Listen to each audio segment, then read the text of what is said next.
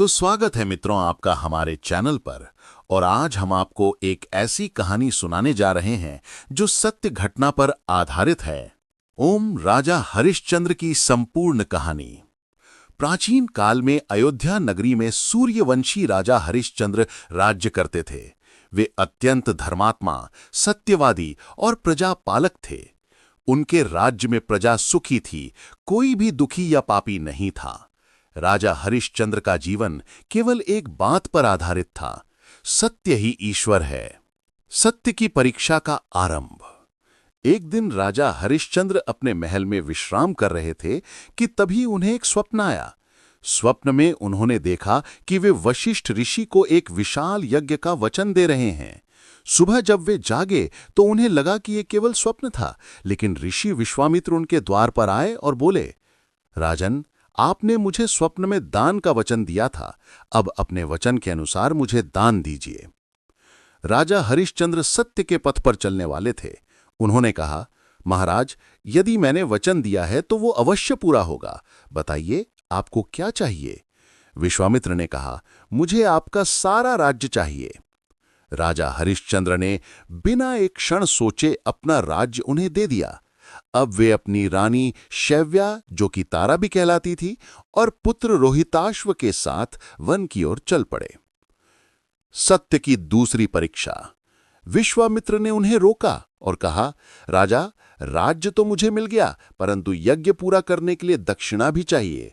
राजा हरिश्चंद्र ने विनम्रता से कहा, मुझे अब कुछ नहीं बचा है, किंतु मैं 1 महीने के भीतर दक्षिणा लाकर दूंगा।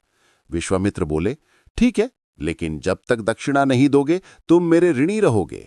राजा, रानी और पुत्र तीनों नगर नगर घूमने लगे ताकि कोई काम मिल सके और वे दक्षिणा चुका सकें। वाराणसी में दासत्व। वे वाराणसी पहुंचे।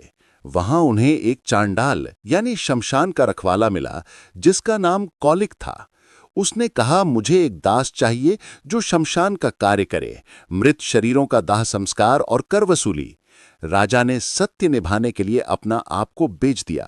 रानी शैव्या ने भी खुद को एक ब्राह्मण के घर सेविका के रूप में बेच दिया। इस प्रकार एक राजा और रानी दास दासी बन गए। दुखों की पराकाष्ठा। समय बीतता गया। एक दिन रानी शैव्या अपने पुत्र रोहिताश्व के साथ लकड़ी बटोरने जंगल में गईं। वहां एक सर्प ने उनके पुत्र को काट लिया और वो मर गया। रानी रोती बिलखती अपने बेटे का मृत शरीर लेकर शमशान पहुंची। शमशान में राजा हरिश्चंद्र ड्यूटी पर थे। रानी ने अपने पुत्र का दाह संस्कार करने की विनती की, लेकिन नियमों के अनुसार उन्हें कर देना पड़ता था। रानी ने कहा, स्वामी, मैं दास हूं, मेरे पास कुछ नहीं है। राजा ने नियम समझाते हुए कहा, धर्म के अनुसार बिना कर के कोई संस्कार नहीं हो सकता। ये कहते हुए राजा रो पड़े, क्योंकि वो स्त्री उनकी अपनी रानी थी और बालक उनका पुत्र था।